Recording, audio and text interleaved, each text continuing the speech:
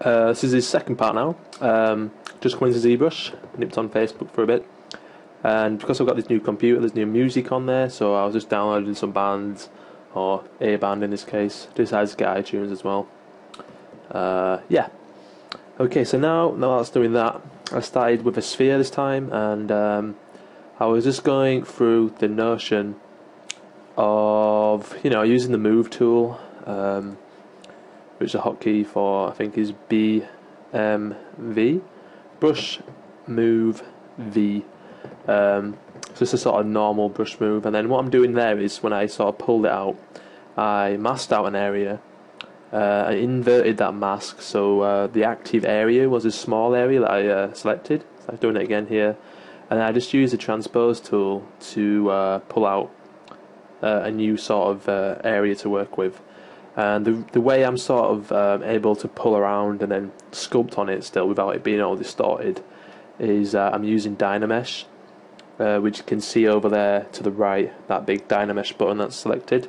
Once you press that button, the mesh itself becomes sort of a Dynamesh active, and what that means is that when you hold control and swipe on the canvas in a blank area, it's gonna update the geometry of the Dynamesh model.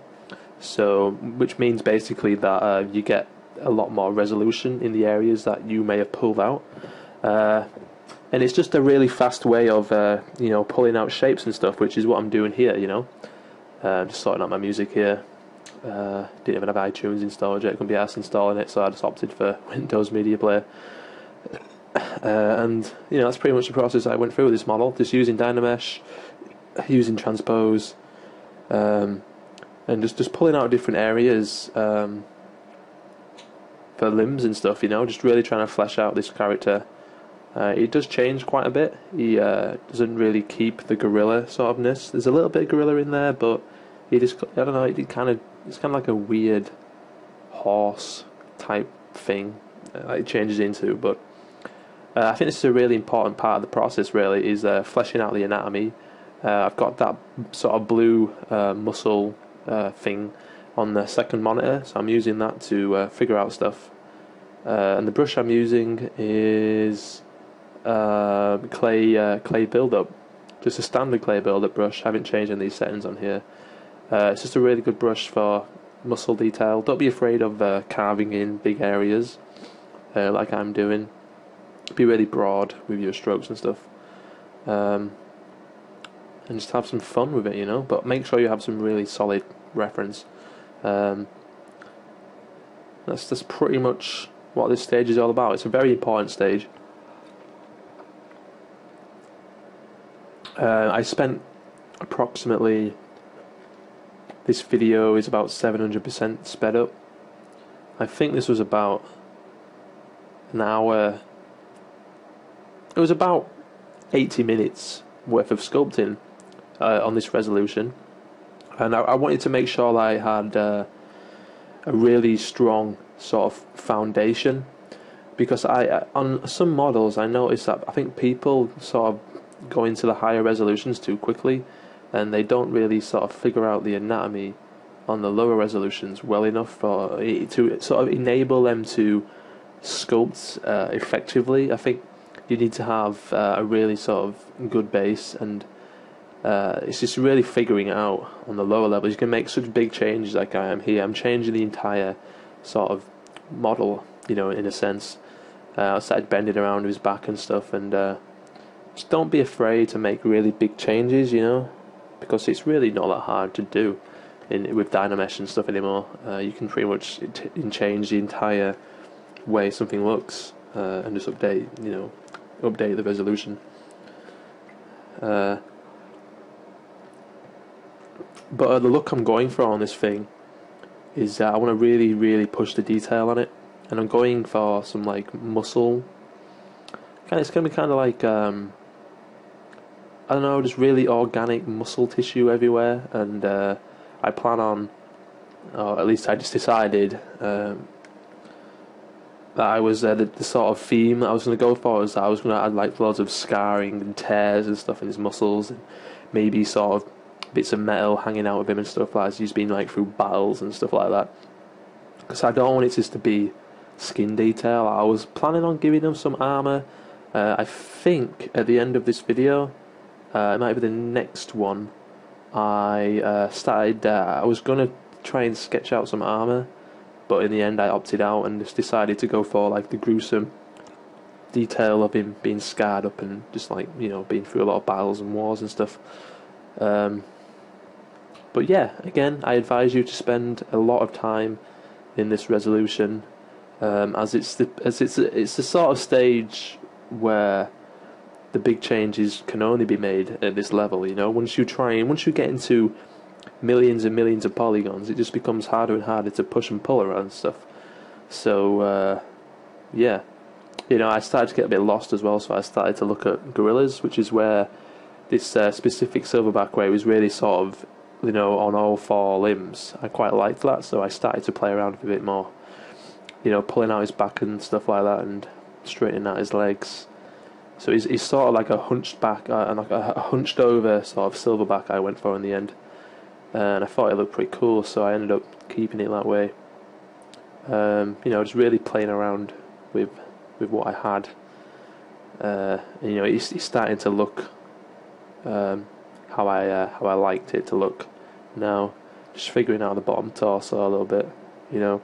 But, you know, clay build-up is really good, and I found a good technique for clay build-up is to really carve out like these big sort of cavities and then fill them back in with muscles, and you can get a really sort of nice tight kind of feel to the muscle definition. You'll see me do that a lot in the next video. It's a sort of technique that I found just by messing around, really. Ryan Kingsling does it a lot on his sculpts. I found him pretty inspiring. But yeah, I'm really trying to push the anatomy on this thing. It's based off human anatomy, but it's probably not going to be scientifically accurate. As you can tell by that shoulder. That shoulder does get pretty wild soon. It's really huge. But I don't know, I think it looks pretty cool.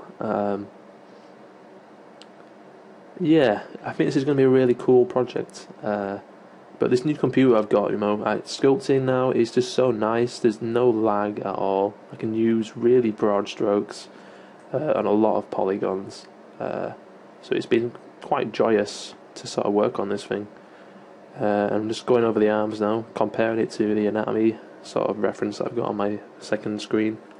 Just trying to update it and stuff like that. But if you're confused and you've seen specific parts of this video, don't be afraid to drop a comment in the comment box of the time, and I'll have a look, and I can probably explain to you exactly what I did. Don't be afraid of doing that. So I will try and answer your questions. Just make sure you're kind of clear on what you're asking. Sometimes I'm a bit confused by some of the questions I get asked, but yeah, I can probably answer them all. The thing about these, the thing I found about myself when I'm sculpting, like for instance when I'm doing these legs, my knowledge of leg anatomy is a bit murky. I'm not very confident around the leg area, so I think I'm going to do some sort of, once I finish this sculpt, or I might do it soon, I'm going to try and really figure out legs and sculpt a few legs to get them down. Because it's really, I'm just incompetent when I approach the legs and I don't want to do it, and it's really bothering me. I'm okay with arms now. I'm a bit dodgy with the elbows. The elbows have always been a weird area to sort of do, but I think I got them to, I eventually got them looking pretty nice. Big tricep muscle in there. I wanted him to look really chunky on the front, like he sort of tramples on stuff with his big sort of hoofs. I'm not sure how he eats. I don't really know. His mouth's kind of weird, but I kind of like it. So he's got a lot of character to him. So yeah, it's approaching. It's just starting to look pretty good now. Starting to really finalise the anatomy. But you know, I've spent so much time in this res, you know, and it's rightly so. You know, don't sort of move on until you be really self-critical at this point, because you need to make it look good. You know, it doesn't matter how high poly it is. If the underlying work is crap, then the model is going to be shit. You know. It's just all about getting good reference, I guess, and just really sort of comparing, you know, your work to the pictures you've got. But that is pretty much what it's looking like, as in the idea wise. I mean, I don't think it's going to change much from what it is here. The details may obviously change, but I'm pretty happy with his body right now. I don't know. I was going to add some sort of pipes, but I don't know. I'm a bit iffy about that. I think this is a final sort of pass that I do. I'm just going around some areas, fixing up some of the triceps areas and stuff like that. Some areas I'm not totally happy with. But I think so far the anatomy is pretty successful.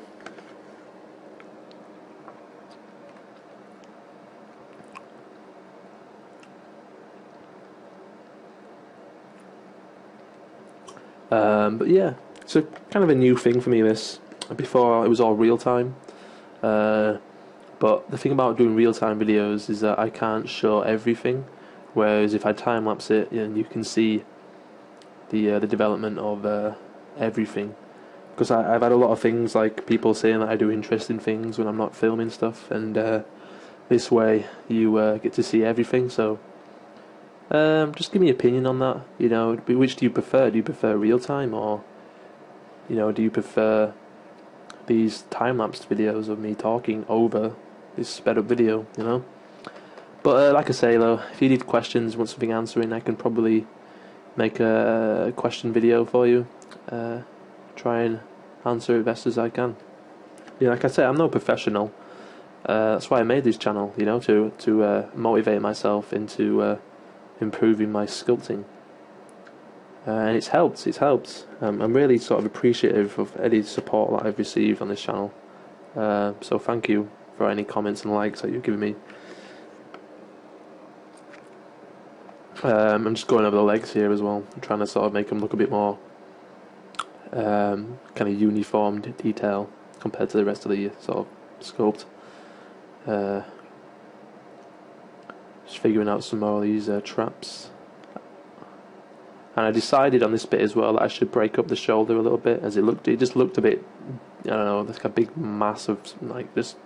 It just looked too big on the area, so I put in that extra sort of triangle muscle there. Decided to give him some sort of, I don't know, like rib cage kind of thing. But I don't know if I'm going to make them look like bones or muscle. I'm not quite sure yet. But I'm quite pleased with what's going on this thing so far. Just giving him a sort of chest area here, some really elongated pecs, and a bit of a sternum as well. I don't even know what that thing is going across his head. That triangle thing. I really can't explain to you what it is. It just looks cool though. It's not a mouth or anything.